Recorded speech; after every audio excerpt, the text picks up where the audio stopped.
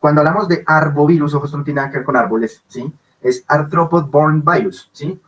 Virus transmitido por artrópodos, ¿sí? Entonces, obviamente es un grupo polifilético, o sea, es un grupo de virus que tiene ramas por diferentes familias que muchas veces no tienen que ver nada. Aquí nos vamos a concentrar básicamente en los flavivirus y vamos a ver un alfavirus dentro de los Togaviridae. Vamos a ver un alfavirus que es chikungunya, ¿sí? O sea, dengue, zika como flavivirus y chikungunya como un alfavirus, o sea, ese es de otra familia, ¿sí? ¿Está claro? Sí. Bueno, entonces, recuerden ustedes que antes de que nos llegara SARS-2, ya habíamos tenido SARS-1, ya habíamos tenido Zika, ¿sí?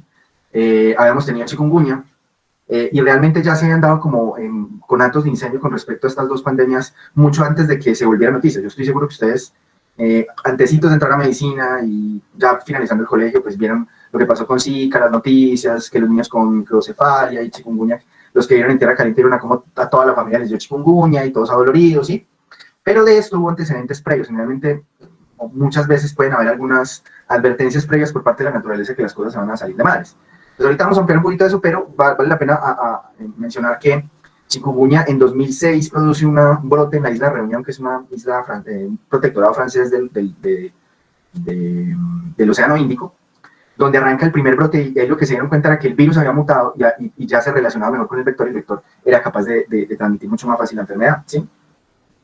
Y en Zika vamos a ver que el comportamiento empezó a ser extraño en todas las islas de Oceanía, a pesar de que la enfermedad ya existía en África, en algunas partes del sudeste asiático, pero en términos generales, el comportamiento en el Pacífico es el que determina después cómo ya se riega por la Polinesia, ya después cómo llega a Brasil, Colombia, ¿sí? Entonces, vamos a ver cómo estas dos pandemias llegaron, pero en este momento lo que les vamos a mostrar con las estadísticas es que en este momento la reina de la medicina tropical en Colombia sigue siendo dengue, ¿sí?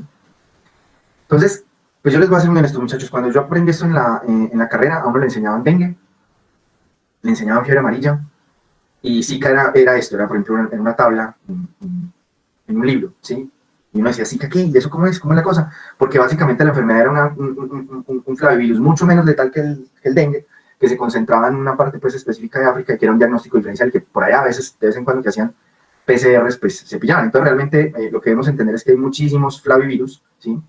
Y estos flavivirus pues van a tener un comportamiento muy circunscrito desde el punto de vista geográfico. Con eso también queremos decir que a pesar de ser enfermedades conocidas, se pueden volver enfermedades reemergentes o incluso tener comportamiento de pandemia, que fue tal cual lo que hizo Zika, ¿sí? Por cambios parece en el virus que llevaron a una interacción con el mosquito de forma diferente, me pareció el chikungunya, hubo más competencia vectorial por parte del vector y Zika ya se volvió algo muy fácil de transmitir en en América, en toda la zona tropical, mejor dicho. Noten ustedes una cosa, dengue realmente son 4 virus. No piensan, no, dengue es un flavirus, no, dengue son 4 flavirus. Si les hubieran puesto nombres distintos, perfectamente hubiera podido quedar la cosa, porque son especies de virus distintos. Y el hecho de que son especies de virus distintos y no variantes, ¿sí? Como en COVID, vemos que 1 o 2 cambiecitos en la secuencia de nucleótidos, lleva un pequeño cambio en la proteína tal, hablamos ahí de variantes, pero aquí las diferencias son tan grandes que ya tenemos que hablar de especies. Precisamente por esas diferencias es que existe el dengue grave, ¿sí? Que es algo pues que preocupa, es un fenómeno inmunológico muy interesante que voy a tratar de explicarles ahorita. Entonces, son los virus ancestrales, que parece que vienen de África, todo este grupo de virus, son 3 grandes grupos dentro del árbol filogenético de la familia de los flavivirus. Flavi quiere decir amarillo, ¿sí? Y se llaman flavirus precisamente por la fiebre amarilla. Entonces tenemos 3 que son los pestivirus, los hepacivirus y los flavivirus, ¿sí? Entonces, acá los vemos precisamente repartidos. Vamos a ver que la mayoría de los flavirus, todos estos flavirus son transmitidos por vectores, ¿sí? Entonces acá tenemos el dengue, tenemos la fiebre amarilla, tenemos algunas transmitidas por garrapatas, y algunos flavivirus que se quedaron en artrópodos, por ejemplo. O sea, estos ya se mamaron de andar en mamíferos, ¿sí? Y ya se dedicaron, se especializaron 100% en mantener con insectos. Por este lado, bueno, los pestivirus solamente producen enfermedades animales, no nos interesan. Y por este lado, miren que está los hepacivirus, miren que aquí está el virus de la hepatitis C. Pues cuando veamos el núcleo de hepatitis, de hígado, perdón, en un mes más o menos, ahí vamos a volver a retomar a este señor. Es un virus flavivirus, pero no tiene nada que ver con artrópodos, entonces por eso está un poquito aparte dentro de la familia. Listo. De estos tenemos varios con vacunas, y unas que uno no conoce, pues claro, la encefalitis transmitida por garrapatas o la encefalitis japonesa. Ellas son vacunas que tienen algunas zonas endémicas en Asia y Europa. La vacuna que nosotros conocemos y que la mayoría tenemos puesta es la vacuna de la fiebre amarilla, ¿sí? Y ahorita vamos a hablar de algunas diferencias entre dengue y fiebre amarilla para tenerlo presente. Fiebre amarilla hay que saberlo cuándo sospechar, Felizmente no hemos tenido pues brotes de esta enfermedad hace mucho tiempo, solo casos aislados en las partes más alejadas del país. Entonces, básicamente, los ciclos de los flavirus, y nos vamos a tener en el de dengue por obvias razones, más o menos siguen este modelo común, ¿sí? Eso está en el libro de la biología de Fields, que es probablemente la biología más completa que hay, son 4.000, no me lo, pues, o sea, ahí está en la carpeta si quieren revisen algún tema de ahí, pero son 4.000 páginas de biología y tiene mucha biología molecular, entonces es complicado, es densito. Entonces, básicamente todos los flavirus van a interactuar con un receptor, en algunos virus se conoce muy bien, en otros no, dengue, por ejemplo, no se conoce todo el receptor, y esto va a permitir entonces el ingreso a través de una endocitosis mediada por receptor. Va a haber entonces la fusión con todo el sistema de vesículas, de toda la red de endocitosis, de exocitosis, toda esa red que está conectada con el retículo y con el aparato de Golgi. Entonces, la unión de los lisosomas con los endosomas va a hacer que disminuya el pH, va a hacer unos cambios de conformación en las proteínas que va a finalmente permitir la salida del virión afuera. Y esto es precisamente lo que sea. Aquí ustedes están viendo cómo hay diferentes cambios de pH, estoy ya mirando en términos de la maduración, y vemos entonces cómo está una proteína que es la unión de la proteína de membrana, la proteína de envoltura, membrane and envelope, que además están unidas por un péptido precursor, que es el famoso PRM. ¿Por qué les menciono esto? Sería muy, profe, mucho detalle molecular. Resulta que lo que permite la ruptura de esto para que ya se dé la salida ya madura del virión y estas proteínas, precisamente cuando varía el pH, van a hacer que estas proteínas cambien de conformación, se metan sus regiones hidrófobas dentro de la membrana y permitan pues, la salida de la cápside, ¿sí? Ustedes ya han visto que esto es un tema como que se repite en varios virus. Lo que les menciono de este péptido precursor que está uniendo estas dos proteínas es que este péptido precursor es blanco de una enzima que se llama la fureína, ¿sí? ¿Quién sabe, o la furina, puede que la encuentren de esa forma, quién sabe cuál es la importancia de esa furina o fureína? ¿Quién sabe? Hace el corte de los nuevos virus. Sí, ¿y qué pasó con COVID? De la furina, perdón. ¿Qué importancia tiene eso en COVID? Que me digas llegar a 3 décimas. Que lo ayudó como a multiplicarse más. Bien, listo, bueno. ¿Quién me habló, Valen? No, Gabriela. Gabriela, listo, anótate 1 décima. No me la dijiste completa, Valen, también va por ahí la cosa, propagación. ¿Cómo les parece, chicos? El SARS-1 y otros SARS coronavirus muy parecidos a este SARS-2, pero que están en murciélagos, en pangolines, no tienen un receptor, no tienen una parte donde se pueda pegar la furina, ¿sí? O sea, no tienen un segmento de la proteína que es sustrato de la furina.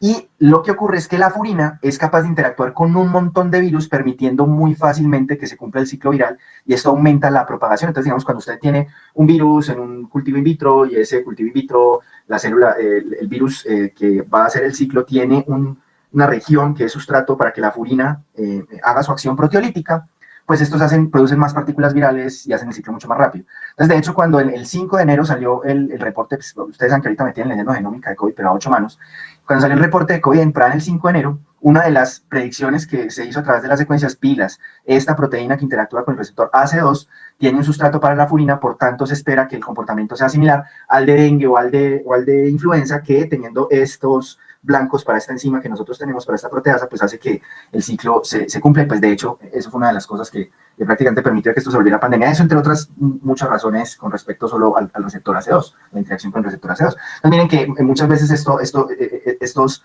motivos o estos segmentos son comunes a diferentes virus y explican un poco una patogenia general, ¿sí? Este es básicamente el genoma de los flavivirus.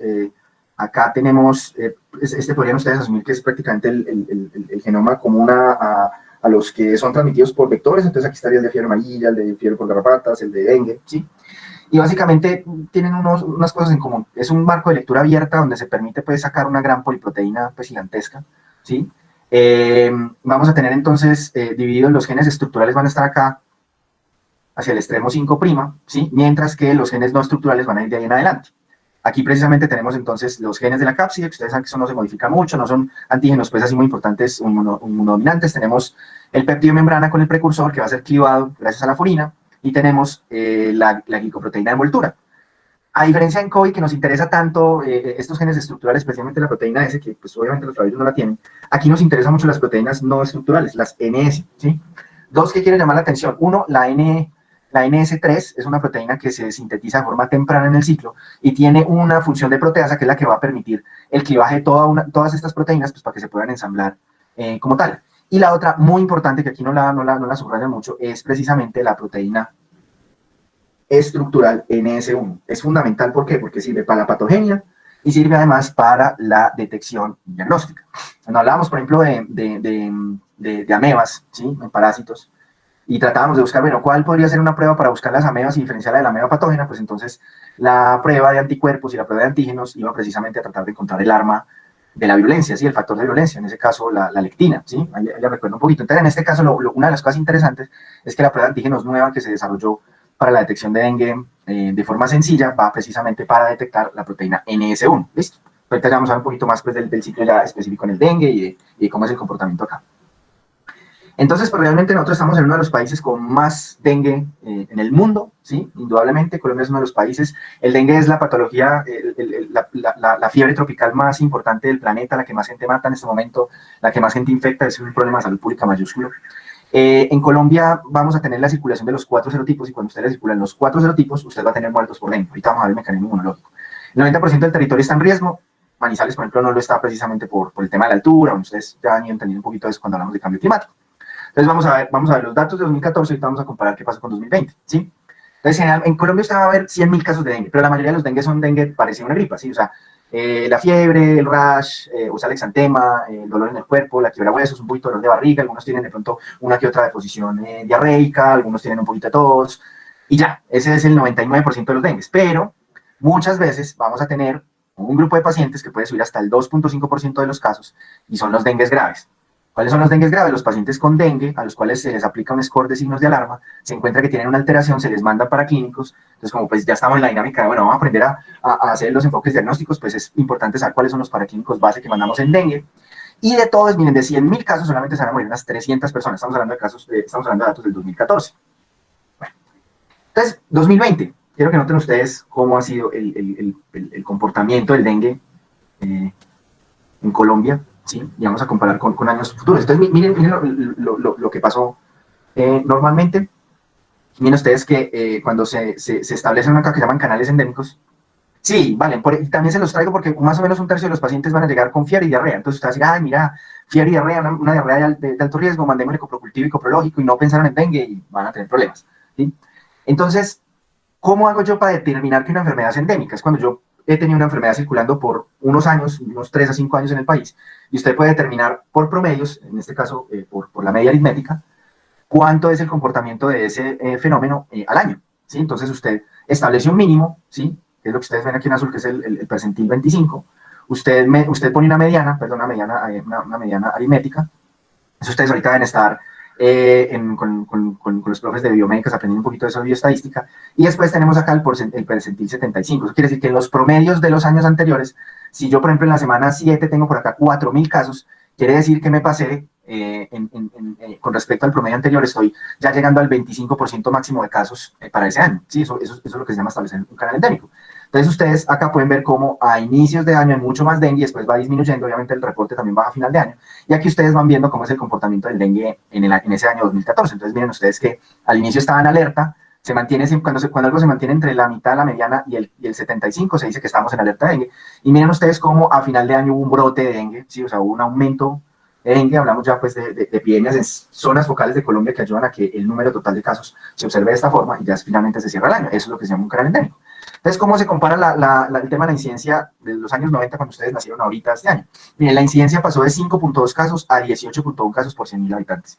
Y esto no es explicado por introducción de medios diagnósticos, porque hubo gran aumento de la población. Realmente Colombia ha crecido demográficamente lento, por decirlo de alguna forma. Y este aumento, pues, ¿cuánto aumentaron los casos? Aumentaron por unas 3 veces, casi 4 veces, ¿sí? Pero miren ustedes cómo la mortalidad, ¿sí? Pasó de 0.7 casos por 100.000 y subió a 0.19, la mortalidad subió muchísimo, ¿sí? Miren, hacia el 2014 teníamos 10.000 casos de dengue al año y apenas 300 muertes, y pues obviamente eso cambió bastante. Ahorita vamos a ver en el 2020 un fenómeno muy curioso y muy interesante. La pandemia, ¿cómo llegó a ser lo que es ahora? Sabemos que el dengue apareció como una enfermedad nueva en Asia, en la época de la antigua China, antes de las grandes dinastías, o sea que probablemente La enfermedad empezó a afectar personas que vivían en grupos de cazadores y recolectores, que se empezaron a asentar, empezaron a desarrollar la agricultura. Sabemos que China es uno de los focos de inicio o de evolución de la agricultura hace más o menos unos 7.000 años atrás. Sí, de hecho, Gabriela, como vimos en la clase de cambio climático y el futuro de las enfermedades infecciosas, el dengue va a ir de la mano con esto. Es difícil, como les mostré yo, hacer unos modelos exactos de cómo se va a comportar el dengue, porque hay zonas que se van a volver muy desérticas, otras va a aumentar mucho la lluvia, pero indudablemente zonas que en este momento no están afectadas por dengue van a ser devastadas en los próximos años. Entonces, de hecho, la enfermedad empezó endémica en una zona súper circunscrita ya en Asia, en China, donde probablemente el dengue utilizaba otros vectores que no es el famoso Aedes, unos vectores más selváticos, y la enfermedad empezó a ser spillovers o chilgueteros, como habíamos hablado del término de cuando la enfermedad spillovers, pues en inglés, cuando la enfermedad pasa de un grupo pequeño de humanos, de un animal, perdón, interactúa con un humano, pasa el patógeno al humano y después empiezan a haber brotes pequeños. Sí, esto ocurre probablemente en China en esa época. Y la enfermedad pues se mantuvo completamente endémica en China durante probablemente cientos de años, probablemente muchos siglos, sí, saltando de los primates a vectores parecidos a Aedes y en algunos casos saltando al humano. Pero la enfermedad poco a poco se fue adaptando, ¿sí? Y ya fue saltando al humano y con las migraciones humanas pues ya la enfermedad se regó por todo el mundo. Entonces probablemente primos, hermanos del grupo Stegomia, que es como le iban a cambiar el género a la Aedes, a eso no se lo cambiaron, Aedes hace parte de ese grupo Stegomia, probablemente hábitos salvajes llevó la infección de los primates a los primeros humanos. Entonces se cree que los primeros brotes antropozoonóticos por Aedes albopictus, un primo cercano a Aedes aegypti, fue más o menos hace 2.000 a 4.000 años antes de Cristo en las villas rurales de Asia, particularmente en China. Pero ya después el comercio local volvió endémica la enfermedad en Asia gracias a Aedes albopictus y otros Stegomias peridomiciliarios, otros mosquitos peridomiciliarios, y ya la enfermedad se estableció muy bien en Asia y el dengue estaba allí presente. ¿Qué pasó? Vino el descubrimiento de América, empezaron las grandes rutas de comercio después del siglo XV en adelante, y se juntaron dos cosas muy malas. Se juntó el dengue de China más el Aedes aegypti de África. Aedes aegypti es como una cucaracha, es profundamente sinantrópico, y esto hizo entonces que el dengue, una enfermedad circunscrita en algún punto, ya se volviera un fenómeno global, y realmente el dengue con la llegada a América pues fue casi que devastadora. Ya entonces hay una profundización en la sinantropía de Aedes aegypti, o sea, su adaptación a ecosistemas humanos. El virus entonces salta de humano en humano sin ningún problema con intermedio del mosquito y se vuelve ya casi que una antroponosis exclusiva. Sí, pueden haber casos donde el dengue a través de Aedes se le pegue un mosquito, pero lo cierto es que ese proceso de que arrancamos con una enfermedad selvática hace 4.000 años, pues ya finalmente tenemos una enfermedad completamente humana, antroponótica, urbana. Los que viven en Cali, en Cúcuta, en Tuluá, en Pereira, lo saben, si uno le puede dar dengue en esta zona, si es precisamente por eso no entró el artrópodo. Entonces, mire, esta es una muy interesante diapositiva donde muestra los diferentes nombres que se le dio al dengue sin saber que era dengue, ¿sí? Numerosos, el mismo síndrome, pero numerosos nombres. Y miren que tienen unos nombres bastante curiosos, ¿sí? Tenemos enfermedad por agua en China en el 992, que se pensaba que era por agua, probablemente inundación igual a mosquitos, igual a fiebre, pero en ese entonces pues, no saben que el mosquito estaba ahí metido. El golpe de Barré, como coup d'etat, como golpe de Estado, entonces supongo que afectó a una zona en específico, en este caso fueron en las Indias occidentales en 1635. Miren que el reporte más antiguo antes de la llegada a América es del año 992 por texto, realmente ahí no hay muestras, sino que se parece mucho a lo que pensaríamos que es el dengue. Tenemos el mal de las rodillas, ustedes saben, gripa, quiebrahuesos, es muy parecido a lo que al dengue, knuckle crutch o la fiebre de los huesos en Indonesia, en Yakarta, escarlatina reumática, claro, había fiebre escarlatina que es causada por estreptococcus, el grupo de eso lo vamos a ver después, pero en este caso reumática porque producía muchos dolores, quiebrahuesos, ¿sí? En Filadelfia en 1780. La fiebre quiebrahuesos, y aquí es donde viene la famosa término quiebrahuesos, en Filadelfia en 1780, una de las grandes brotes epidémicos de fiebre amarilla se dieron en Filadelfia, imaginen ustedes, enfermedades tropicales en Estados Unidos.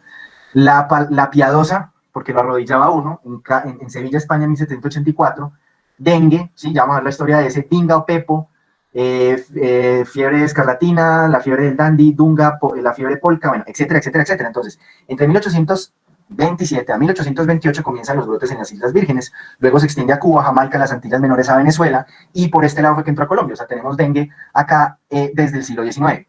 Los esclavos provenientes de África identificaron esta entidad patológica como dinga o dienga, es un homólogo, o un homónimo, perdón, del suajili, que quiere... que lo que habla es de denga, ¿sí? que quiere decir un ataque repentino causado por un espíritu malo. Eso ya nos habla de dos cosas. Una, pues que probablemente enfermedades muy parecidas habían sufrido en África. Ya vemos que la cuna de los flavivirus es precisamente África. Y además habla del carácter agudo de la patología. Miren ustedes que es un ataque repentino por un espíritu malo, ¿sí? Bueno. Entonces, acá vemos precisamente ya cómo el mundo está jodido por esto. Tenemos la distribución del vector en toda la zona tropical. Todo lo que ustedes ven es áreas donde hay la coendemicidad del vector y además de la enfermedad. Y miren ustedes cómo tradicionalmente la enfermedad no ha sido muy frecuente en lo que hablamos en África subsahariana, ¿sí? Más sí es muy frecuente en todas las Américas, Centroamérica y todos los Andes, y obviamente en sudeste asiático y subcontinente indio. Acá en África hay más otros flavivirus, entre ellos fiebre amarilla, ¿sí? Mientras que normalmente el dengue no era tan frecuente allí. Lo que, una de las cosas, precisamente apuntando a lo que nos preguntaba ahorita Gabriela, una de las cosas que va a expandir el dengue probablemente sea su sitio, la posibilidad de un gran impacto en África en los próximos tiempos. Entonces llegamos a 2020 acá en Colombia. Noten ustedes esto, ¿sí? ¿Cuántos casos teníamos en 2014 de dengue? ¿Quién me recuerda? 100.000 casos. 100.000 casos. Miren lo que tuvimos en 2020. 78.000 casos, ¿sí? La tasa de incidencia fueron 264 casos por 100.000 habitantes, ¿sí? De hecho, Caldas es una de las zonas con poca endemicidad, 184 casos por 100.000, ¿sí? Y noten ustedes el comportamiento. Los punticos son los casos reales en dengue, en 2020. El rojo es el estimado del 75% del máximo de casos con respecto a los 3 años anteriores. El verde es el mínimo, el 25% de los casos que se esperaría en periodos anteriores. Y la media, en este se hicieron media geométrica, es el punto amarillo. Si estamos entre amarillo y rojo, hablamos de alerta epidemiológica. Si estamos por encima de rojo, estamos en epidemia. Y si disminuimos de amarillo a verde, pues quiere decir que la situación está un poquito controlada y que nos debemos relajar. ¿Qué me explica de comportamiento? Habíamos dicho que el dengue iba para arriba, para arriba, para arriba, para arriba, para arriba, para arriba, para arriba, para arriba, para arriba, y ahora no hay dengue. ¿Por qué? Falta de vigilancia, profe. ¿Y por qué falta de vigilancia? ¿Qué pasó? Es porque toda la parte de salud pública estaba enfocada con COVID, entonces otro tipo de como el dengue y por lo menos de ahí eso pues se están vigilando menos. Muy bien, ¿cuál es su nombre? Natalia Arbeláez, profe. Natalia Arbeláez, muy bien, se ganó un puntico por eso, la reflexión está muy buena. Antonio, no se implementaron, también no estamos haciendo las cosas en salud pública, sí, porque de hecho, mire, en la primera parte del año vamos a estar llevados de dengue, mire, vamos a estar por encima claramente del percentil 75, vamos a estar en epidemia de dengue, en alerta roja en todo el país, bueno, en todo el país no, pero en muchas zonas del país, y lo que encontramos entonces fue que justo en el momento ya del confinamiento de la pandemia vemos entonces una caída de los casos. La cosa es multifactorial aquí. Uno es, claro, se hizo menos vigilancia en salud pública, se hicieron menos pruebas para dengue, pero también el hecho de que hubo menos movilización de personas, el tema del confinamiento en las casas, eso hizo que las personas no tuvieran ciertos grados de exposición. Entonces, todo el contagio que se dio fue domiciliario. ¿Y qué porcentaje de dengue es completamente leve y pasa como una gripa? El 97% del dengue. Quiere decir que mucha gente tuvo fiebre en las casas, ¿sí? Y se quedó quieto. Y como la mayoría, como los pacientes con dengue no todos van a desarrollar fiebre, no van a desarrollar síntomas respiratorios, muchos de los pacientes que en las zonas calientes tuvieron fiebre y no tuvieron tos, al inicio de la pandemia no se les hizo prueba para dengue, ¿sí? Entonces tuvieron fiebre, pero como no tenían tos, no se les tomaba prueba para COVID, se mejoraban, curaban y no pasaba nada. Hubo algunos pacientes incluso que de pronto tuvieron la coincidencia de las dos enfermedades, o sea, les dio COVID, les dio dengue o les dio seguidos, ¿sí? Pero entonces aquí vemos claramente esos conceptos que yo les expliqué al inicio, por ahí, que es una pregunta importante para el examen, es cómo disminuyo yo la incidencia o prevalencia de una enfermedad en una población. Una de las formas, por eso muy bien lo que dijo Natalia Arbeláez, es disminuyendo la vigilancia, ¿sí? Si yo soy un político corrupto y quiero mostrar que estoy mejorando X o Y cosas en salud pública, vigilo menos, ¿sí? Hago menos pruebas, mando menos equipos de vigilancia y digo, uy, mire cómo bajó la tuberculosis acá en esta región, uy, miren cómo bajó, ¿sí? Entonces, eso se presta para este tipo de cosas, y en una pandemia vemos precisamente lo que nos dijo ahorita Natalia Arbeláez, cómo todos los esfuerzos se van dirigiendo de forma sistemática al nuevo problema y se va despreciando, descuidando un poquito el tema de salud pública, ¿sí? ¿Qué es lo que vamos a ver en esto en los próximos años? Que vamos a después a pagarlo caro, ¿sí? Obviamente, especialmente en tuberculosis, en dengue no tanto porque es una enfermedad aguda, los que se curaron, los que se murieron, pero pues obviamente muchos de los temas de control de vectores se dejaron de hacer, pues vamos a tener el crecimiento de vectores, vamos a tener cada vez más gente afectando, entonces pues esto va a ayudar a esto. Miren, ¿cuánto habíamos dicho que eran los muertos en 2014? ¿Quién me recuerda? 300. ¿Cuántos? 300. 300 casos. Miren ustedes los números de muertos en 2020. 179 muertes probables, la mayoría en Valle del Cauca, que es el sitio donde más había, Huila, Bolívar, que son los sitios de mayor incidencia.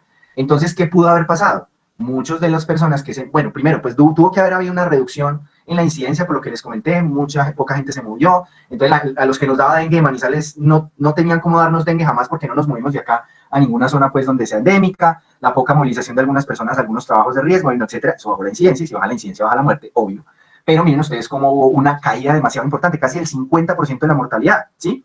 Aquí va a haber un montón de personas que se murieron probablemente por dengue, pero no los alcanzó a captar el sistema de salud.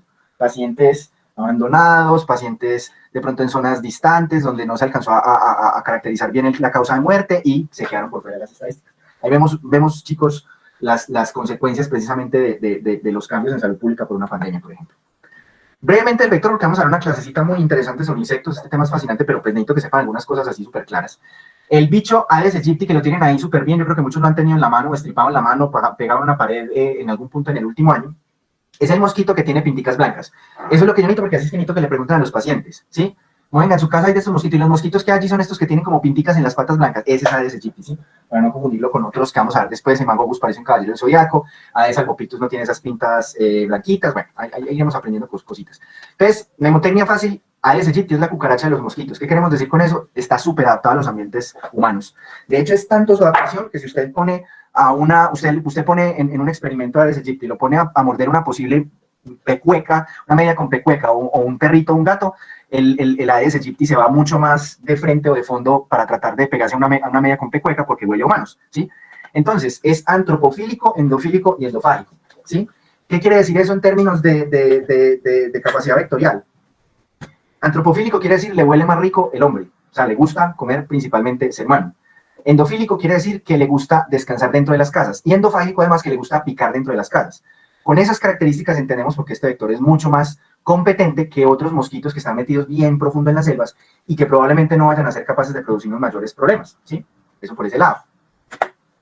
Por otro lado, ellos ya se adaptaron a vivir en múltiples opciones de criaderos peridomiciliarios, copitas de aguardiente de plástico abandonadas, llantas abandonadas, recipientes de plástico, tanques de agua, todo lo que ustedes imaginen. Dentro de unos 50 metros se puede tener criaderos. Cuando las hembras, después de que lo pican a uno y se llenan de sangre, como ven ustedes allí el abdomen llenito de sangre después de picar, pues precisamente ahí vamos a tener la capacidad de oposicionar, o sea, poner huevitos, y esos huevitos pues obviamente van a permitir la salida de nuevos mosquitos en el curso. ¿Cuál es el rollo? Que estos mosquitos pueden volar 200 metros, ¿sí? Quiere decir que cuando yo tengo criaderos peridomiciliarios, o sea, llantas, aguas, tanques sin mantenimiento, etcétera, eso es un problema del barrio, no del individuo. Uno puede ser muy juicioso en su casa, no tener nada de criaderos, pero el vecino al lado es un vago y tiene todos los factores de riesgo para que hayan larvas de dengue, de Aedes, perdón. Y esto lo único que nos va a traer es un problema de salud pública. Entonces, por eso, las medidas comunitarias, la fumigación en el barrio, la reducción de los criaderos y los larvicidas en masas de agua que se tengan que mantener, pues son precisamente la vía. Eso vamos a hablar un poquito más en vectores. Y la otra cosa es que este berraco se puede picar hasta que se llena. Entonces, mamá empezó a picar a mamá, y mamá se dio cuenta y movió la mano, y entonces salió el mosquito volando y solamente quedó un tercio, y entonces picó a mamá y picó al bebé, y a los 3 les dio dengue. Entonces, ese es precisamente el riesgo, que en una sola tanda puede picar a toda una familia. Y va a sobrevivir de 1 a 42 días, dependiendo de lo que ya vimos de cambio climático, de la tasa de la temperatura, de la lluvia que hay en ese sitio. Entre más temperatura, más rápido crece, tiene más tasa de picar, bueno, entre otras cosas, ¿sí? Y el mosquito se va a demorar en tener el patógeno listo en sus glándulas salivales en la probóscide entre 7 a 14 días. Quiere decir que el mosquito que me pica y se infecta, el mosquito de dengue, no le va a pasar el dengue de una vez a otra persona. El mosquito debe sufrir un proceso de infección. Recuérdense que los vectores biológicos, el vector se infecta, y ese periodo de incubación extrínseco va a durar de 1 a 2 semanas, ¿sí? Entonces, si el mosquito lo picó a uno ya al final de su vida, pues muy probablemente no va a alcanzar a incubar el microorganismo, y pues por lo tanto no va a haber virus por este lado, ¿sí? De esta parte pues hablamos de dengue en términos de la posibilidad de que aumente la transmisión en la clase de cambio climático, no vamos a tener mucho así. Ahora sí hablemos del dengue, ya hablamos de la epidemiología, ya sabemos que es una enfermedad de decenas de miles de casos, de cientos de muertos, es un gran problema de salud pública. Si usted va a su pueblo, a municipio donde hay mucho dengue, le toca aprender dengue, leerse las guías de dengue, saber cómo se comporta la patología, para poder estudiar y saber pues cómo va a ser el manejo de estos, y si tienen que colaborar en la parte de salud pública. Entonces, ¿qué tenemos del virus dengue? Acuérdense que son 4 virus diferentes o repartidos, ¿sí? Es un virus ARN monocatenario de sentido positivo, o sea que es un ARN mensajero listo para ser leído, que mide nomás 10.000 letricas. Acuérdense, el virus de SARS-2 COVID mide 30.000 letricas, ¿sí? Para que lo tengan en perspectiva. Es una cápside esférica, envuelta, tiene 10 proteínas en total, 3 estructurales y 7 no estructurales, es uno de los virus más sencillitos, más chiquitos y más sencillos. Y acá ven precisamente ustedes todo lo que habíamos hablado de las proteínas, siendo las más importantes, obviamente, pues las que interactúan con uno, que son la proteína de envoltura y la proteína del precursor de membrana, y la proteína NS1 como un factor fundamental en la fisiopatología y en la patogenia de la enfermedad, ¿sí? Entonces, por eso les señalo pues yo aquí algunas de las más importantes. La NS1, ahorita vamos a hablar de todas las cosas que hacen, tiene un factor directo sobre la patogenia. Miren ustedes como hay otras proteínas no estructurales, esto también lo tienen, por ejemplo, COVID, donde lo que hacen es suprimir los sistemas antivirales primarios, los cuales los vamos a aprender la próxima clase de inmunología, ¿sí? Creo que la alcanzamos a ver en la próxima clase, ¿sí? Que son los famosos interferones 1. Lo que bloquea interferón 1, los sistemas de membrana, de reconocimiento antiviral primario, siempre van a llevar a enfermedad viral, ¿sí? Y de hecho, eso explica algunas de las diferencias entre hombres y mujeres, en mortalidad en COVID, así como, por ejemplo, la incidencia de algunas enfermedades autoinmunes en las mujeres. Bueno, eso es un tema muy interesante que iremos uniendo los puntos a medida que vayamos avanzando en el curso, ¿sí? Entonces, esto es básicamente lo que ocurre con el ciclo. Se va a unir al receptor que nadie sabe todavía cuál es el receptor primario en dengue. Va a haber una endocitosis mediada por receptor. En los macrófagos, y ojo que los macrófagos son claves, puede haber una inducción, además de la endocitosis, mediada por un receptor clásico de los macrófagos, que son los receptores de C5, que son receptores clásicos de la inmunidad innata. Estos, si mal no estoy, son lectinas tipo C. Y además puede haber una inducción de endocitosis mediada por anticuerpos. Miren, aquí tenemos una partícula de dengue, a la cual se le pega un anticuerpo, y el anticuerpo entonces va a ser detectado por el receptor de los macrófagos que tiene los receptores FC. Acuérdense que ya habíamos hablado de cómo los anticuerpos en las partes externas tienen las regiones supervariables, que pues precisamente esa región variable se pegó al dengue, pero la región FC es la región constante en la cual se pueden pegar el complemento y estos receptores, por ejemplo. Entonces, ¿qué pasa en un macrófago? El macrófago puede recibir dengue por 3 vías distintas y se puede volver pues prácticamente una fábrica enorme de virus de dengue. Entonces vemos que hay una endocitosis, llega al sistema de endocitosis, y allá recuerden que hay la unión de las vesículas endocíticas con los lisosomas, entonces esto hace que baje el pH, y esa disminución, esa reducción de la bajada del pH hace entonces que se dé la unión de la envoltura con la membrana, y al inducir esto va a causar que salga la cápside directamente al citoplasma, ¿sí? Entonces, miremos un poquito cómo pasa acá. La fusión es dependiente de pH, se va a soltar entonces la nucleocápside con el genoma, se va a producir entonces una traslación acá directa acá al sistema endomembranas, donde se va a formar un complejo de replicación temprano. Ahí va a ser clave la función de la proteína no estructural 3, por ejemplo, para permitir la proteólisis temprana, y algunas de las proteínas se van a pegar directamente, por ejemplo, a la red Golgi, en el caso, pues, por ejemplo, de la proteína NS1, y aparte del virus, miren que el virus va yendo ya por la red Golgi, se va pues así toda juiciosa y para salir allá al virus maduro, vamos a ver que del mismo modo van a salir algunas vesículas de proteína no estructural 1, van a salir o solubles al plasma o van a quedar unidos a través de enlaces de glucofosfatilinositol a las células en las cuales se reprodujo el virus.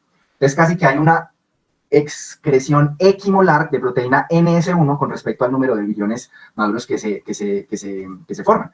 Entonces de ese ARN mensajero inicial, pues obviamente de una se empiezan a hacer proteínas, o sea que el ciclo viral es rapidísimo. Usted ya incluso tiene proteína NS1 como a las 6 horas o 12 horas después de que inicia la fiebre. Y obviamente de esos ARN cadena positiva, pues hay que hacer ARNs de cadena negativa, porque yo necesito siempre 12 horas de ARN o de ADN para poder replicar el genoma. Si no hay replicación de genoma, pues el virus se muere, ¿sí? Entonces, ¿qué es lo que pasa allí? Cuando yo hago una ARN de cadena negativa, porque pues estos ARN de cadena positiva me parecen a los ARN mensajeros, pues voy a tener entonces la activación del sistema inmune innato. Acuérdense que nosotros no tenemos por qué tener en ninguna parte ARN de cadena negativa en el citoplasma. Entonces aquí es donde va a ser bien todo lo que pasó para que el sistema inmune diga, maricas, estoy infectado de algo, ¿sí? Y otra de las cosas que les había dicho precisamente es que el ensamblaje de las cápsides hace que después entren a la red del retículo endoplásmico. Aquí van a pasar a la red trans-Golgi, donde hay también cambios de pH, y ahí es donde la furina va a permitir la escisión del péptido precursor para que ya salga el virus maduro, pues como le esperaríamos. Esta gráfica y la explicación del ciclo están en el paper que les envío para que lo repasen en su clase, que es el virus, que es el paper del Disease Primer de Nature, donde básicamente se observan todos los procesos pues, del ciclo, el diagnóstico y todo eso. Entonces, acuérdense que esta gráfica la hemos visto, no sé, como 10 veces y las vamos a ver otras 30 más. Este es todo el flujograma de la detección de los patógenos que estamos viendo, ¿sí? Y ya vamos aprendiendo cositas. Las dectina unidos que detectan hongos, ¿sí? A través del señalizador que es el CARD9. Esto lleva a la activación del factor nuclear kappa beta y a la respuesta TH17 de inflamación. Listo los hongos. Las bacterias, si son bacterias gram-negativas, van a ser a través del TLR5, TLR4, que pueden entonces activar el señalizador del factor de diferenciación mieloide 88, que va a llevar entonces también a la activación del factor nuclear kappa de los linfocitos B, de las cadenas kappa de los linfocitos B, perdón.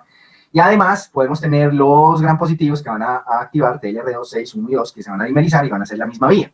Cuando tenemos patógenos intracelulares y estamos hablando de bacterias, vamos a activar el TLR9, que va a detectar segmentos de ADN ricos en citosina y guanina. Esto es propio de los genomas de los procariotas. Y cuando vamos a detectar genomas extraños que se nos meten en los endosomas, vamos a tener precisamente los TLR3, 7 y 8, que van a detectar, entre otras, ARNs sencillos que no deberían estar ahí y además de cadena negativa. Entonces, por este lado puedo detectar el dengue. O la otra que puedo detectar es a través también de los receptores NOD, también son capaces de detectar los genomas que quedan en el citoplasma. Fíjense que lo que es en endosomas, TLR3, 7, 8 y 9, y lo que es libre en el citoplasma puede ser los receptores RIC o los receptores NOD. ¿Sí? En el caso de los RIC, lo interesante es que son capaces de detectar ARN dicatenarios. Acuérdense que para yo poder replicar el genoma de dengue, pues tengo que hacer un ARN positivo y un negativo para poder hacer ese ciclo, entonces también voy a detectar por ahí. O sea que en conclusión tenemos por lo menos dos formas de detectar dengue a través de los receptores RIC o a través de los receptores TLR7 y TLR8, así detectamos dengue. ¿Qué van a llevar estos? Miren ustedes que la vía acá es un poquito diferente, acá esta puede llevar a factor nuclear kappa beta, por eso nos da fiebre, pero miren acá cómo los TLR7 y 8 van a llevar a la activación de los factores de respuesta de interferón 3 y 7 y van a llevar a la secreción de los interferones 1, ¿sí? ¿Qué hacen los interferones 1? Eso lo veremos en inmunología, ¿sí? Pero por ahora ya vemos entonces cómo es que nuestro cuerpo detecta el dengue. Entonces, ¿cuáles son los factores de riesgo para que... Y alguien, María Paula, me va a preguntar algo. Cuéntame, María Paula. ¿De cuáles TLRs? Fue los que tú dijiste que eran específicos para la detección de la infección. De dengue. Los que detectan dengue van a ser el TLR 7 y 8, que detectan ARNs monocatenarios extraños o exóticos que no deberían estar allí. Y esos ARN monocatenarios exóticos, ¿sí? Van a ser detectados básicamente vía TLR7 y 8 en los endosomas, ¿sí? Pero como ustedes vieron, ese genoma sale al citoplasma, van a ser detectados por los receptores RIC, que son capaces de detectar ARNs dicatenarios. Entonces, por esos dos lados se activan. Entonces, la fiebre se va a activar a través de los receptores RIC, gracias a que también activa el factor nuclear kappa beta, entonces interleuquina 1, interleuquina 6, factor de necrosis tumoral alfa. Y por otro lado, tenemos la activación de los factores de respuesta de interferón 3 y 7 a través de los TLR 7 y 8, que llevan entonces a las acciones del interferón 1, ¿sí? Y así entonces arranca el proceso. Aquí a mí me dé dengue grave, y esa tabla pues ni se la graben yo, entonces que sepan es esto. ¿Cuándo le da a uno dengue grave o dengue severo? Dengue grave o severo le da a uno cuando ha tenido una enfermedad previa por dengue. ¿Se acuerdan que les dije que los dengues eran 4 virus aparte? Entonces a mí me dio inicialmente dengue 1, probablemente esa primera infección fue completamente asintomática. Después, cuando me da otro dengue, la respuesta inmune es la que finalmente me va a acabar cargando. Y de hecho, los genotipos que más importan en dengue y que más podrían afectar es el dengue 2. Generalmente, si uno le pegó primero el dengue 1, 3 o 4 y después el dengue 2, hablando precisamente de la unión de estos dos factores de riesgo, ahí es donde me puede dar dengue grave, ¿sí? Entonces, claro, muchos de ustedes deben estar pensando, venga, no, yo vivo en tierra caliente, a mí nunca me ha dado dengue, ¿usted qué va a saber? ¿Cierto? O sea, a lo mejor ya le dio dengue, sino que le dio una forma sintomática y está listo, engatillado el sistema inmune para cuando le dé por otro dengue, pues ya le dé más grave y de pronto se muera, ¿sí? Entonces, por eso hay que controlar los vectores. Así uno ya dice, ay, no, pero a mí ya me dio dengue, entonces uno dice, ah, no, pues si me dio dengue ya desarrollé inmunidad. No, pilas, sus anticuerpos lo pueden matar después. Entonces, ¿cómo es el curso? Vamos a ver un poquito de clínica y después volvemos otra vez y nos metemos en fisiopatología, ¿sí? Pero en incubación clínica el dengue es corto, puede ser de 2 días, pero puede ser tan prolongado hasta 14 días, pero generalmente la media va a ser alrededor de 5 días, o sea, desde que me picó el mosquito, a mí me va a dar dengue por allá a más o menos al día 5, es lo normal. Perdón, les metí una gran mentira, el dengue no se incuba después de 7 días, es muy difícil que se incuba de 7 días. Y de hecho, lo que ocurre es que los pacientes que tienen dengue, ¿sí? Tienen un comportamiento interesante de la clínica que nos ayuda a hacer un diagnóstico diferencial oportuno. Si un paciente tiene más de 7 días de fiebre, ojo con este detalle, no puede ser dengue, ¿sí? ¿Por qué no puede ser dengue? Y esto incluso aplica para los pacientes que son inmunodeprimidos. Porque cuando el dengue arranca el ciclo en el cuerpo, pues básicamente la mayoría de los pacientes y los seres humanos tenemos un sistema antiviral primario, IRF3, IRF7, interferones 1, que en términos generales es capaz de dominar el dengue. Entonces ese ciclo viral de viremia, donde el virus está en la sangre, eso solamente dura 7 días, y mientras esté el virus en la sangre, pues está produciendo estimulación antigénica, y es donde se da el dengue. Entonces generalmente el dengue se agrava, es después de la fiebre, o los días, ya cuando se están acabando la fiebre, ahí es donde el dengue se vuelve grave. Entonces un tip diagnóstico para que lo noten ahí: Si el paciente lleva más de 7 días de fiebre, no puede ser dengue. Ahí tengo que sospechar yo fiebre tifoidea, que ya sabemos que la causa Salmonella tifi, que no produce casi diarrea, pero sí produce mucha fiebre. Y cuando llevan más de 7 días de fiebre, también tengo que sospechar malaria. Ojo con ese detalle en el diagnóstico diferencial, que puede ser importantísimo para cuando a mí me llega un viajero con fiebre, pues yo pueda enfocar bien el diagnóstico, ¿sí? Listo, entonces el periodo de incubación clínica corto, generalmente de 7 días nomás, ya que inmediatamente se incuba el virus va a aparecer la viremia, y prácticamente con la viremia empiezan a aparecer primero unos prodromos como malestar en el buen vivir, dolor de cabeza, dolor en el cuerpo, eso se da precisamente por estos interferones que producen pues efectos sistémicos y sintomáticos. Arranca el periodo de fiebre, ¿sí? La fiebre entonces dura más o menos unos 5 a 7 días, y después de que se va yendo la fiebre, los pacientes, bueno, durante el curso de la fiebre los pacientes van a tener exantema, o sea, van a tener ronchitas en el cuerpo, ya vamos a ver de qué tipo, cómo podemos detectar que la cosa se está poniendo complicada. Y miren ustedes que hacia el final del periodo febril es donde empiezan a aparecer la caída de las plaquetas, las petequias, los sangrados, y ahí es donde puede ya aparecer el síndrome de shock por dengue. Antes había un continuum en la enfermedad por dengue, y era que se decía los pacientes arrancan por dengue leve, se vuelve dengue severo, dengue hemorrágico, y después hace un shock. Hay que estar pendientes de que eso no es un continuum. Hay pacientes que puede uno ver que solamente tienen dolor de cabeza, fiebre, hacen signos de alarma y ¡prum! Shock sin hacer sangrados, ¿sí?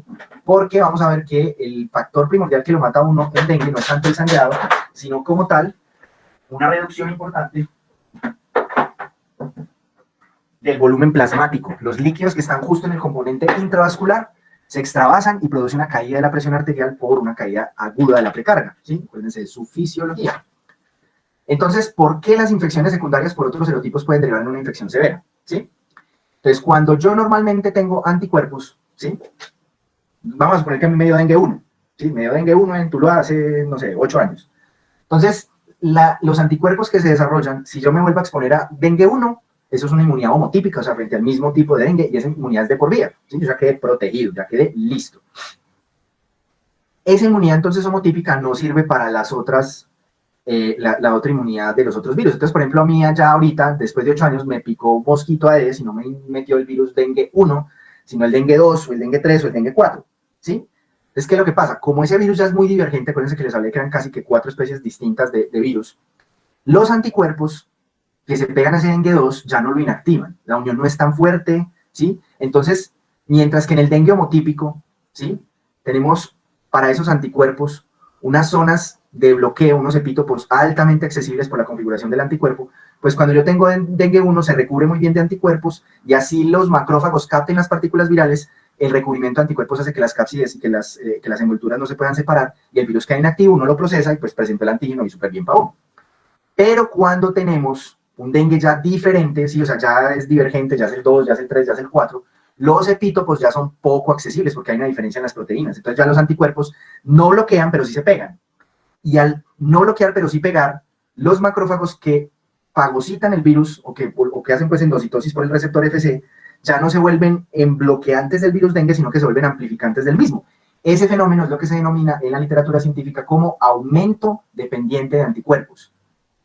Y este fenómeno, pues clásico, pues se ha visto en otros virus con menos impacto clínico, pero en donde es el clásico, y de hecho esto asusta mucho en COVID. En COVID se planteaba si de pronto se iba a tener efecto ADE, pero hasta ahora las variantes ninguna ha mostrado una divergencia hasta tal punto de que los anticuerpos que fueron contra una, lo que hagan antes es torear la respuesta frente a la otra. Entonces realmente,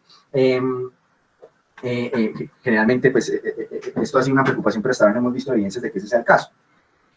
Entonces, básicamente lo que tenemos es que el estatus inmunos es clave. Valentina, ¿por qué se amplifica? Porque los anticuerpos al nuevo dengue no lo bloquean, ¿sí?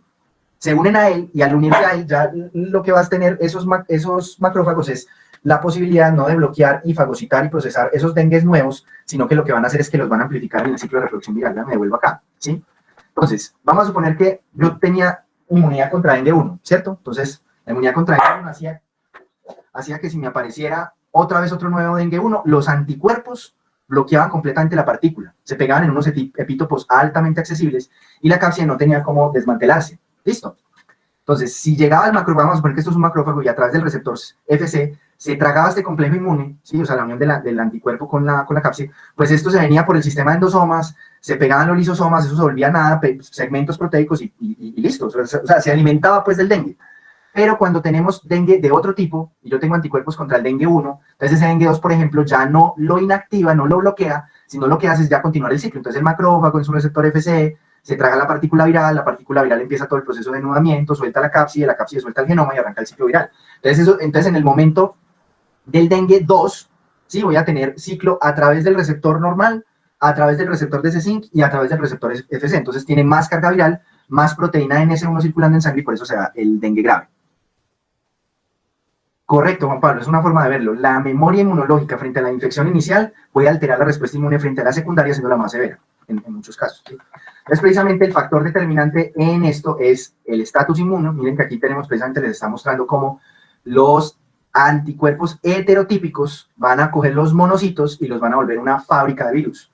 ¿Por qué? Porque no tengo los anticuerpos para bloquear ese nuevo virus, pero son lo suficientemente parecidos los anticuerpos como para pegarse a la partícula viral y hacerla ingresar de forma atípica a los monocitos y volver las fábricas de virus. ¿Vale? ¿Me entendiste? Listo, perfecto. Sí, yo les aclaro, este mecanismo es la cagada, es durito a veces de entender y eso, y cuando uno lo lee, los libros de inmuno es un poquito denso. Yo estoy tratando de explicárselos lo más sencillito posible.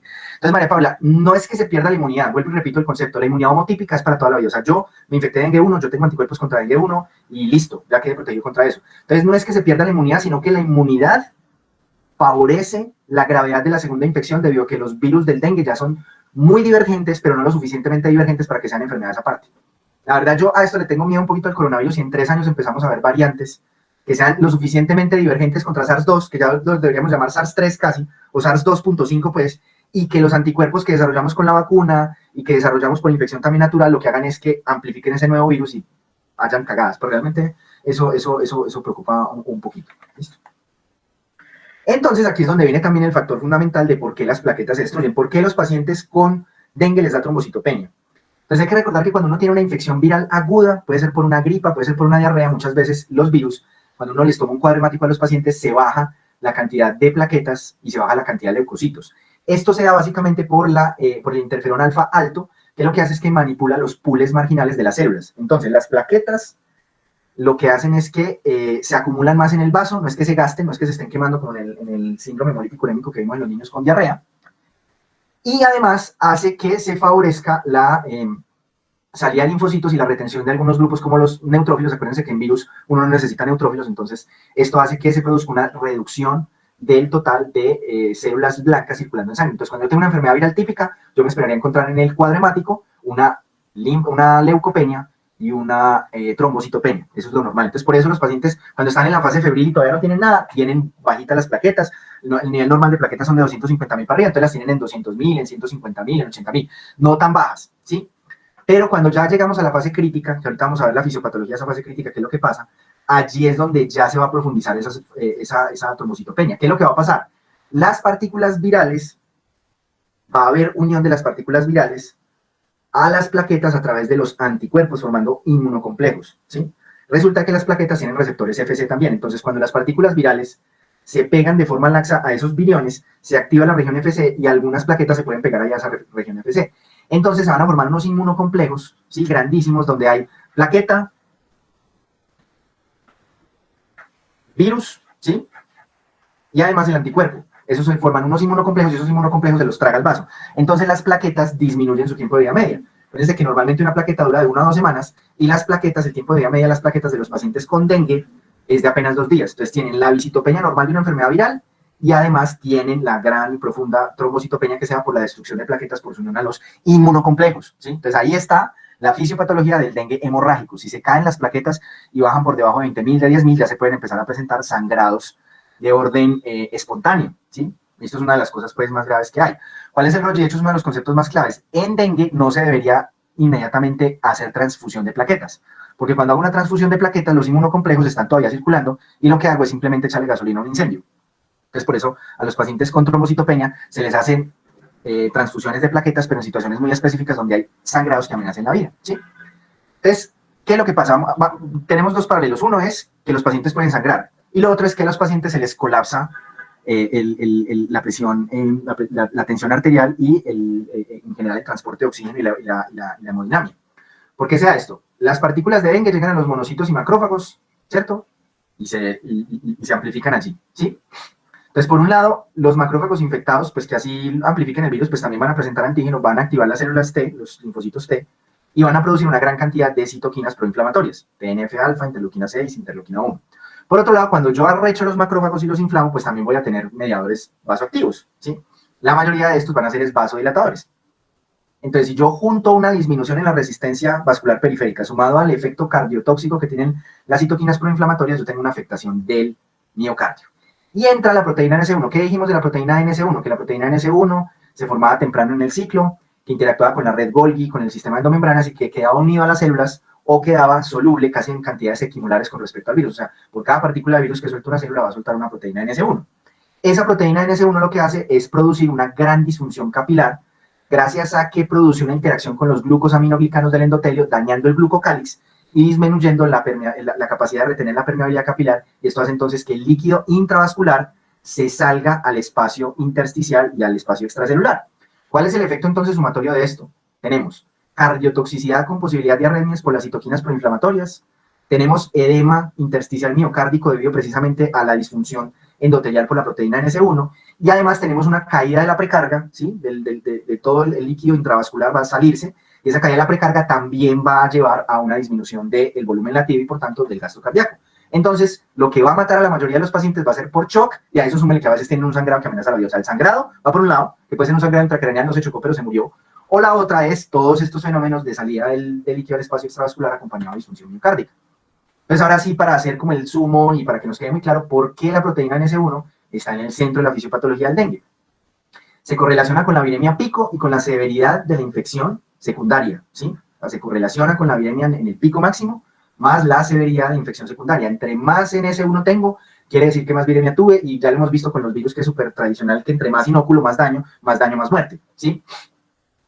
Por otro lado, promueve la activación directa sistémica gracias a que interactúa con los TLR4, que normalmente los TLR4 pueden detectar bacterias y en algunos casos malaria. Entonces, por eso la fiebre del dengue es tan fuerte. Mientras la NS1 está circulando, está también interactuando con los TLR4 y entonces el cuerpo es diciendo como, uy, madre, tengo un virus y además tengo una bacteria gram negativa, fiebre a la N potencia. Por eso la fiebre del dengue a veces es tan poderosa desde el punto de vista de aumento de temperatura. Algunos pacientes pueden tener 40, 41 grados centígrados y además todo el efecto sistémico que producen las citoquinas. La proteína NS1 además puede activar el complemento. Acuérdense que este hace parte de las proteínas sanguíneas que son producidas por el hígado y que pueden interactuar con patógenos. Y esto entonces activa directamente el C3b y hace que se gaste el complemento y que se produzca daño. La proteína soluble NS1 daña el glucocálix, ya se los había dicho, lo que implica la liberación del heparán, el condroitin sulfato, que tiene la misma acción de las heparinas sódicas. Entonces se produce un efecto neto anticoagulatorio.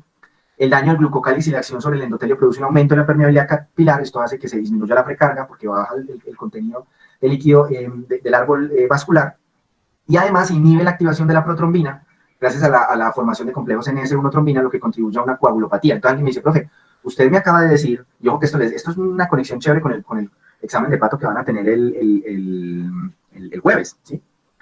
Usted ve esto y lo dice para que venga, ¿cómo así que me va a inhibir, ¿sí? El tema de la protrombina? Pero es que la protrombina hace que ya se dé el último paso final, que es ya la conversión a fibrina en la cascada de coagulación, sin importar la vía de la cual se forme. Y esto entonces, al inhibir la activación de la protrombina en sitios donde se necesita mantener la integridad, sea por sangrado o por salida de líquido endovascular, hace entonces que no se dé esa conversión final de trombina a fibrina, solo hace la proteína NS1, y esto nos lleva entonces a una coagulopatía observable en las pruebas de diagnóstico. Lo que vamos a encontrar entonces es que hay un PTT prolongado, ¿sí? Un tiempo parcial de tromboplastina prolongado, y eso es uno de los signos de que ya el dengue no solamente está afectando las plaquetas, sino que también se está metiendo con las vías de coagulación, que acuérdense que son dos cosas aparte. Una cosa son las plaquetas y otra cosa son las vías de la coagulación. Muy bien. Entonces estas son las fases clínicas del dengue. Acuérdense que el paciente está febril y está bien. Entonces, no, sí, tengo mucha fiebre, me estoy como enronchando, y cuando ya se le está acabando la fiebre, ahí es donde o sea, cuando uno tiene un paciente en consulta en dengue, el 90% se van a atender en casa. Uno lo que tiene que educarlos a ellos es, chino, pilas, estos son los signos de alarma, si a usted le pasa cualquiera de estas cosas, venga aquí a urgencias, y aquí en urgencias le vamos a tomar pruebas para ver que no sea un dengue grave. El 97-98% de los dengues pasa a la fase febril, ¿sí? Miren ustedes que va aumentando la respuesta inflamatoria, por eso se da la fiebre, disminuye la cantidad de virus en sangre, la viremia ya disminuye, se va entonces dando el aumento de los anticuerpos. Precisamente la mayoría de las infecciones por dengue no se diagnostican por PCR, sino que se diagnostican por inmunoglobulina M para dengue, que se toma el día 5, que ya son los niveles detectables, y la salida capilar hacia afuera, ¿sí? El aumento de la permeabilidad capilar. Si no tengo dengue severo, pues simplemente va a disminuir. Una vez haya desaparecido la proteína NS1, la carga viral haya desaparecido, no hay lío. ¿Qué pasó en los pacientes que tuvieron mucho dengue? Porque, claro, tuvieron un dengue nuevo, heterotípico, con anticuerpos que produjeron el fenómeno ADE de amplificación mediada por anticuerpos, va a tener más carga viral, más proteína en S1, se va a dañar completamente ese equilibrio con el endotelio y se va a llevar entonces... Ahora, que me pase el dengue directamente, pues puede ser en algunos pacientes que comparten agujas o que se hacen transfusiones sanguíneas sin control, ¿sí? No es de transmisión respiratoria, o sea, aquí la transmisión no es a través de estornudos ni de diarrea, solamente es parenteral, a través de un vector, a través de una aguja. No hay otra forma de transmitir el dengue. ¿Listo? Para que les quede claro entonces. Es precisamente lo que yo les mencionaba, es que los fenómenos pueden ir aparte. Yo tengo el paciente 2 a 7 días de fiebre, al día 7 ya le empiezan a salir punticos en la piel, indicando pues de que ya hay extravasación, de que ya hay petequias y equimosis. Se les pase la prototorniquete, eso no se recomienda porque como los pacientes tienen coagulopatía pueden hacer alteraciones o trombóticas distales en los dedos por hacer la prototorniquete, eso ya no se recomienda. Puedo tener manifestaciones ya hemorrágicas y finalmente puedo llevar a un sangrado y ese sangrado me puede matar si me da en el cráneo, en el pulmón y no necesariamente necesite pues de un shock profundo. Hay otros pacientes que pueden tener solamente unas leves petequias y esas leves petequias van a llevar entonces a un aumento de la permeabilidad vascular, se van a acompañar, perdón, de un aumento de la permeabilidad vascular. Esto va a llevar entonces a los signos clásicos del aumento de la permeabilidad capilar, que se van a englobar en 3 cosas. ¿Qué es lo que vamos a ver en los pacientes? Un aumento del hematocrito. Piensen ustedes, a ver, pues el hematocrito es el porcentaje de células rojas, ¿sí? Entonces, que un paciente puede estar más o menos en 50, por ejemplo. ¿Listo? ¿Qué pasa si yo aumento la permeabilidad capilar? El líquido, ¿sí? El componente líquido sale al espacio extracelular, o sea que cada vez me quedan más glóbulos rojos por menos cantidad de agua. Entonces, ¿qué le pasa al hematocrito? Aumenta, ¿sí? O sea, si las plaquetas son el signo inicial de que un síndrome hemolítico urémico está arrancando, el aumento del hematocrito es el signo inicial de que un dengue se está complicando. Esto se va a acompañar también de hipoproteinemia, porque obviamente el aumento de la permeabilidad capilar hace que se pierdan proteínas al espacio, hacia el espacio extravascular. Y por otro lado, generalmente sobre las serosas va a haber entonces un aumento, ¿sí? Un aumento de líquido en las serosas, en el peritoneo, en la pleura, ¿sí? Y este aumento de las serosas puede hacer de que se lleve a dolor o se pueda detectar por ecografía. Entonces, esto por ejemplo se lo inventaron en Asia. Paciente con dengue, tenía dengue, listo, entonces llegó con fiebre, ya le está haciendo la fiebre y empieza a presentar signos de alarma. Lo que le hacen inmediatamente en urgencias es que le hacen una ecografía abdominal y de tórax. Si en la ecografía detectan derrame pleural, derrame pericárdico, engrosamiento de la pared de la vesícula o líquido libre en la cavidad peritoneal, así el paciente no esté choqueado todavía, ese paciente le va a dar un dengue grave, porque ya sabemos que se le está... Piensen en la fisiopatología, tenemos un aumento de la permeabilidad capilar, entonces tenemos la salida de líquido en el peritoneo, cuando se engrosa el peritoneo duele, la salida del líquido al pericardio, la salida del líquido a la pleura. Esos son unos enfoques muy interesantes de dengue que se están ya dando contemporáneos y muy seguramente nuestros intensivistas de nuestra escuela lo van a aplicar muy bien porque la escuela de nosotros es muy buena en ecografía. A los muchachos de UCI se les está formando bastante en ello. Entonces la primera cosa obvia y lógica que haría el urgenciólogo o el intensivista es: venga este paciente con sospecha de dengue, hagámosle una ecografía fast track de abdomen y de tórax para ver si hay un aumento de la efusión en las serosas. Lo que tenemos entonces es que la hipovolemia, ¿sí? Ya se va a ir acentuando, ya vamos a tener entonces el paciente hipotenso, ¿sí? Ya con alteración del estado de conciencia, ya nos va a morir, ¿cierto? Y ya entra pues entonces al shock profundo como tal, ¿sí? Y cuando juntamos los sangrados por pérdida de los factores de la coagulación y juntamos la trombocitopenia, vamos a tener una coagulopatía ya incluso severa, ya va a ocurrir una coagulación intravascular diseminada, donde se va a ver entonces esos inmunocomplejos, esas plaquetas que se van gastando, se llevan también los factores de la coagulación, y uno cómo se van prolongando todos los tiempos de coagulación mientras disminuyen las plaquetas en el paciente. Entonces, según la OMS, en el 2009 tenemos signos de alarma clínica y los criterios de dengue severo. Ojo, muchachos, que esto se les voy a preguntar hasta el hartazgo, y usted siempre en las historias clínicas de dengue necesita ser muy claro en la historia clínica. Paciente con sospecha de dengue, lo interrogo sobre los signos de alarma, no presenta signos de alarma, sigue siendo de dengue leve. Esta es la puerta de entrada para que el dengue leve se le vuelva dengue severo. ¿Cómo lo categorizamos? El paciente arrancó con fiebre, con rash, va bien, sí, listo, tiene fiebre 40, pues se le hace también, no hay ningún lío ni nada. Pero ya como el día 4 o 5 de fiebre, se le empieza a bajar la fiebre y dice: uy, no, ya estoy saliendo adelante, pero entonces empieza con esto: vómito persistente, incoercible, vomita y vomita y vomita. ¿Cuál es el riesgo de vómito persistente? Que el paciente que tiene una disminución de la volemia en la casa no va a poder recuperar líquidos. Entonces el paciente se va a deshidratar, así como el paciente con cólera, ¿sí? Acumulación líquida clínica, pues hombre, para uno poderse pillar por examen físico un derrame pleural o una citis, ya tiene que haber mucha acumulación. Acumulación clínica ya se vuelve ecográfica y pues por eso es como la invitación a que nos metamos a la medicina del siglo XXI, donde el ecógrafo es el fonendoscopio del médico. Sangrado de mucosa, entonces el paciente, una de las preguntas claves que hay que hacer en los pacientes: venga, donde usted se pone la ropa, se aprieta, le han quedado moretones, cuando usted se lava los dientes sangra mucho, y las niñas han tenido un periodo menstrual muy severo. Si a cualquiera de esas respuestas es sí, además usted le ve evidentemente las los sangrados, pues es un paciente que está evidentemente progresando la coagulopatía. Cuando el paciente está en letargo, ¿sí? O los niños, por ejemplo, están demasiado inquietos, es que ya hay afectación leve del sistema nervioso central. Si el paciente está hepatomegálico, hay que recordar que esto tiene una fuerte reproducción en macrófagos, en células endoteliales, entonces puede dar hepatitis, ¿sí? Acuérdense que el flavivirus hepatitis C, entonces puede dar también hepatitis. Y cuando hay un aumento grande del hematocrito que concurre con una caída rápida de las plaquetas. Entonces, al paciente que está en el servicio de urgencias que llega con dengue, con sospecha de dengue grave, los signos de alarma, ¿cómo nos vamos a apoyar en paraclínicos? Le pregunto sobre el dolor abdominal, vómito persistente, y le pregunto sobre sangrados y miro el estado de conciencia. Y lo que puedo hacer dependiendo de los recursos es hacer la ecografía para mirar acumulación de líquido y además se le toma el hematocrito y las plaquetas, o sea, un cuadro hemático. Si vemos que hay un aumento significativo del cuadro del hematocrito sobre el 20% con respecto al basal, ese paciente se tiene que quedar hospitalizado. Y ahí sí ya le tengo que tomar los paraclínicos para ver el dengue grave. Entonces ahí sí ya le tomo una placa de tórax para mirar si el pulmón se está poniendo blanco por edema cerebral, por edema pulmonar no cardiogénico. Miro las enzimas hepáticas, AST y ALT, cuando están por encima de 1000 estamos hablando de que es una hepatitis, o sea, lo va a matar la fase hepática, alteración del estado de conciencia, ¿sí? O que el paciente deje de orinar, que el paciente presente otras alteraciones en el quick SOFA o en el puntaje SOFA, que son puntajes que se hacen en cuidado intensivo en urgencias para medir la severidad de los pacientes. Entonces, siempre tratar de buscar los 3 componentes de la gravedad del dengue. La permeabilidad capilar exagerada a través del fast track, ver que si hay edemas, etcétera. Sangrado severo, buscar si el paciente tiene sangrado de mucosas y si sí tiene sangrado de mucosas, entonces buscar colecciones en abdomen, en tórax, o sea, alteración del sensor en el sistema nervioso central. Y ya el daño órgano específico, que el más común es el hepático y el cardíaco. Los pacientes por dengue muchas veces en UCI no se mueren por shock, sino que se mueren por arritmia, por el edema del miocardio, el efecto de la proteína NS1, más todo lo que producen las citoquinas proinflamatorias, ¿sí?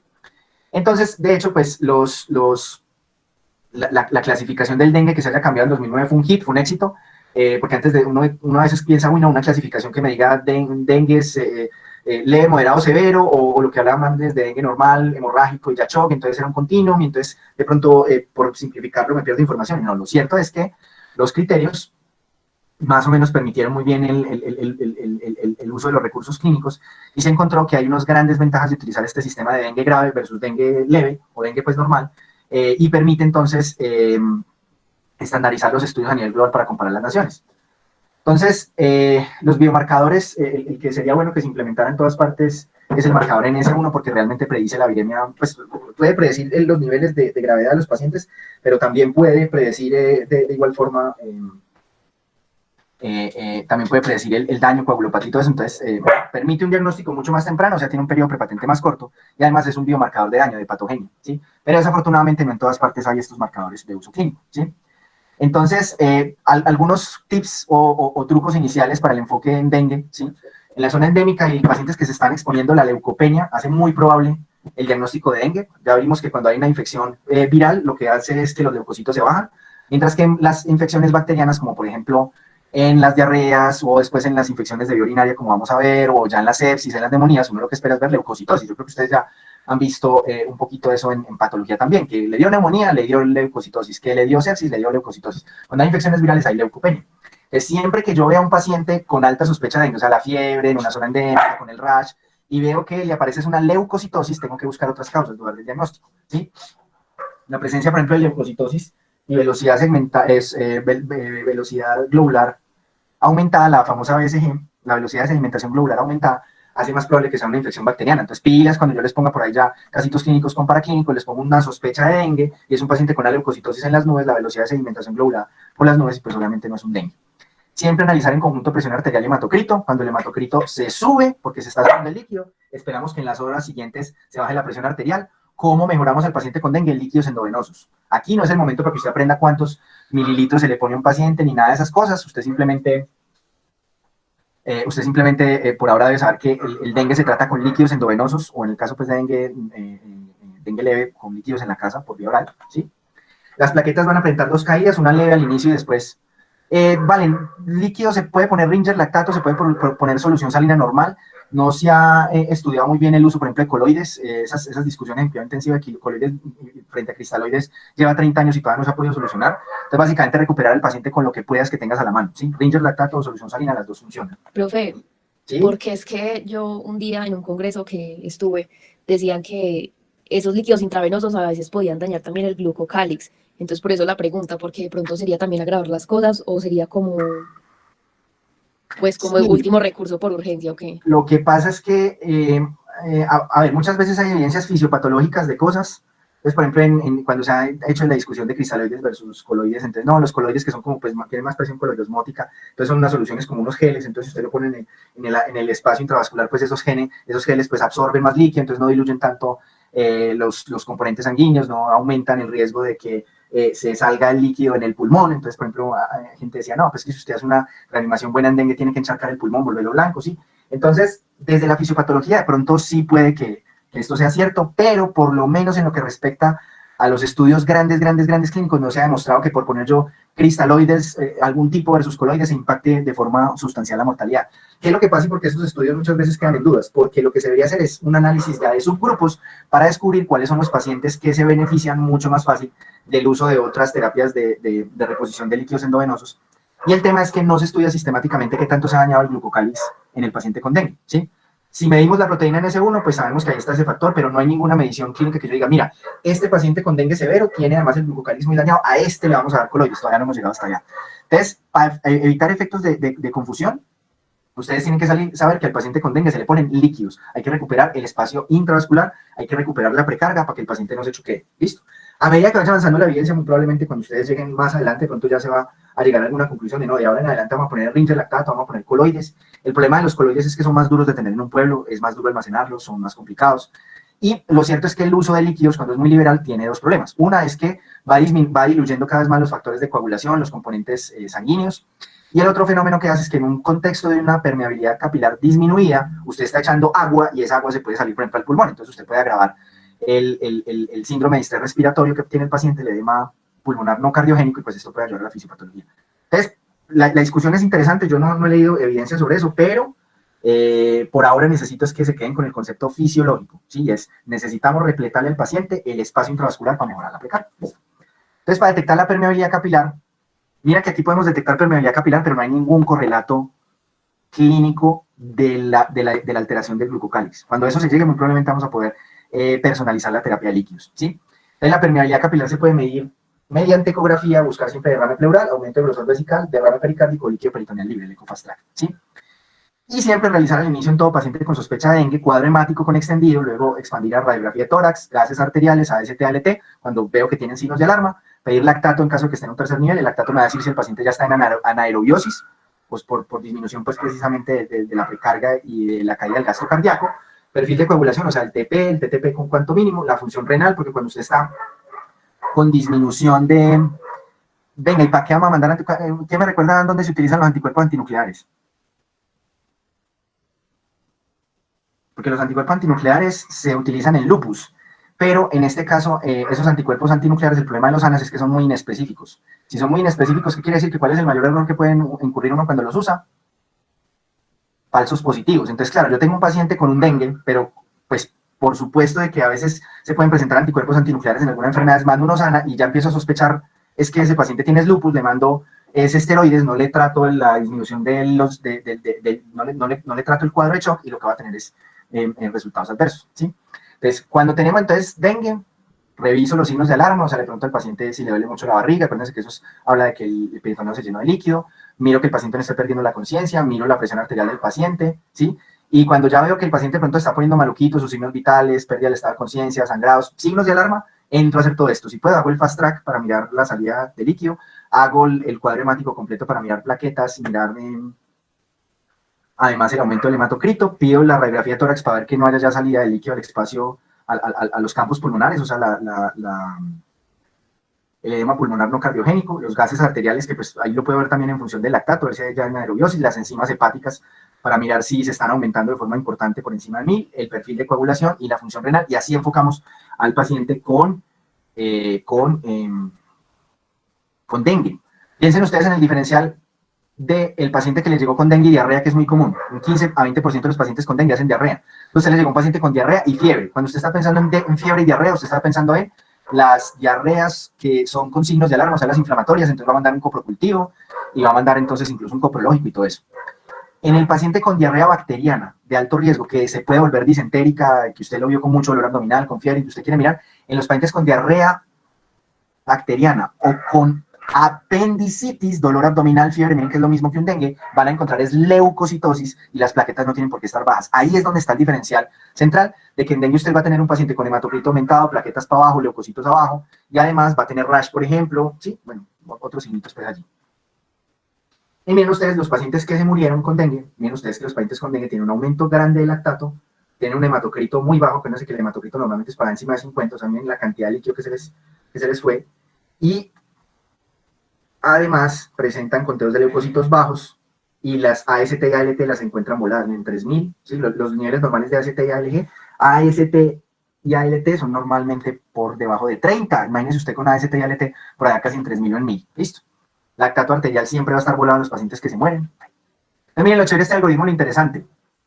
¿Cómo descartar de una vez malaria y dengue en viajeros? Entonces, fiebre empezó menos de 14 días después de llevar una área endémica. Acuérdense que el periodo máximo de incubación del dengue son 14. Si usted después de que salió la zona de dengue le dio fiebre para el día 21, olvídese de dengue. Entonces, si la fiebre no empezó dentro de esos 14 días, sino después, piensen en otras causas de dengue, ¿sí? María Paula, sí, muy bien. O sea, por aquí les quiero dar la invitación a que empiecen a jugar con eso. Cuando tengo infección viral, voy a tener más leucopenia y trombocitopenia. Cuando tengo infección bacteriana, más leucocitosis y plaquetas normales. Y miren lo interesante acá. Entonces tengo paciente que me resultó con fiebre, ¿sí? En los 14 días después de salir de la zona endémica. O sea, por ejemplo, fui a Chocó, volví, me dio fiebre. Que Manizales no hay ninguna ni malaria ni ahí. Entonces, listo. Tomo cultivo de sangre, hemocultivo para buscar sepsis y tomo las placas para malaria, el extendido de sangre periférica y la gota gruesa. Si sale positivo el hemocultivo, la gota gruesa para malaria, pues trato la malaria o la sepsis. Pero cuando estas salen negativas, y por eso yo ahorita en los exámenes les decía, manden cuadro hemático y extendido de sangre periférica para que descarten malaria. Salió negativo, miren lo que sigue. Tomo conteo de células blancas y plaquetas. Si ambas salieron malas, salieron bajitas, o sea, plaquetas bajas y leucos bajos, y ya descarté malaria, debo estar pensando en considerar dengue y arranco ya a pensar la cosa. En cambio, si al paciente le hice el hemocultivo, le hice las pruebas de malaria, salieron negativas, y después ya le hago el conteo de células blancas y plaquetas, y estas están altas, tengo que estar pensando es que es por otro lado. ¿Listo? Entonces, vean, muchachos, como se ven las petequias de un paciente con dengue. Cuando un paciente ya le han tomado varias veces la presión para que no hagan prueba de turniquete, ustedes van a ver esto en los pliegues del tensiómetro, ustedes van a ver entonces las petequias. Miren, pues este paciente, por ejemplo, ya tiene una gran equimosis porque le trataron de invadir la vena femoral. Entonces, estos pacientes pueden hacer unos hematomas grandes, importantes, por esa disminución de plaquetas y la disminución de los factores de la coagulación, el gasto de los mismos, ¿sí? Entonces, siempre hay que estar pendiente, pues, de los signos de sangrado importante en dengue, que son los pacientes, pues, que presentan un sangrado, pues, claro, que además se correlaciona con un estado hemodinámico inestable, o sea, tienden a la hipotensión o mejoran con los líquidos, una disminución del hematocrito después de varios bolos de resucitación, ¿sí? Porque, claro, ¿qué pasa? El paciente se extravasa, ¿cierto?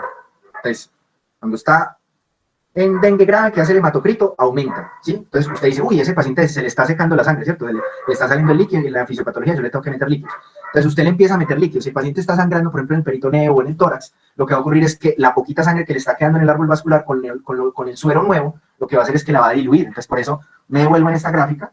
Miren ustedes que los pacientes que se murieron, el hematocrito está en el piso. ¿Por qué está en el piso? Porque los pacientes están sangrando, les dan suero, solución salina, Ringer lactato, ¿sí? Y esos pacientes lo que hace es que se les diluyen más los componentes sanguíneos, claro, que yo les decía. O sea, que de pronto lo que ahorita nos dijo Valen, ¿sí? Muy interesante el aporte que nos hizo sobre el glucocálix. Miren que hay otro efecto de poner líquidos de forma muy liberal. Puedo encharcar el pulmón, puedo diluir la sangre, o puedo finalmente afectar los glucosaminoamericano. Pero ¿cuál es la reflexión ahí que les dejo? Si el paciente no le recupera la presión arterial, en 5 minutos está muerto. Y yo necesito tener paciente para poderle hacer cosas. Entonces, esa es una de las vainas pues duras del enfoque en cuidado intensivo. También los pacientes que más que usted ya les da bolos grandes de solución salina no responden a pesar que usted les da. Pacientes que estén en shock, choqueados a pesar de que tienen un hematocrito normal. Y pacientes que a pesar de que les estoy haciendo todas las medidas, el lactato va para arriba. O sea, está hablando de anaerobiosis, está perdiendo sangre, listo. Bueno, entonces hablemos de las pruebas. Mire, cuando a un paciente dice le da fiebre, la pregunta más clara para usted mandar la prueba es, venga, ¿cuándo le arrancó la fiebre? Doctor, el domingo. Entonces usted coge el domingo, cuenta 5 días y al día 5 le hacen inmunoglobulina M de dengue. ¿Por qué? Porque antes del día 5 no va a aparecer, ¿sí? Si usted tiene la posibilidad de hacer PCR, que eso pues no lo hay en todas partes, o hacer antígeno NS1, que lo puede medir por ELISA en suero, o por prueba rápida, miren que se puede dar usted cuenta del dengue el día que arrancó la fiebre. Eso es lo bonito, ¿sí? Las guías colombianas sugieren tomar la prueba de dengue al día al día 5, antes no, ¿sí? Porque si no me los va a perder. Y de hecho, sí, aquí solamente es así inmunoglobulina M, pero si usted hiciera inmunoglobulina M y G, puede que un paciente que es la primera vez, entre comillas, que le da dengue, le aparecen las dos aumentadas al mismo tiempo. ¿Qué es lo que está pasando ahí? Que la inmunoglobulina M de la nueva infección, del dengue 2, por ejemplo, y los anticuerpos que se van a cagar al paciente de la del dengue 1, el dengue 3 o el dengue 4, de la infección secundaria, y por eso salen los dos positivos. Sería muy chévere no poder decir, uy, sí, le tomé inmunoglobulina M y la G no está positiva, entonces quiere decir que este paciente es la primera vez que le da dengue, pero eso nunca se ve en la práctica. A los pacientes solamente les toman la inmunoglobulina M, si se positivizó, tienes dengue.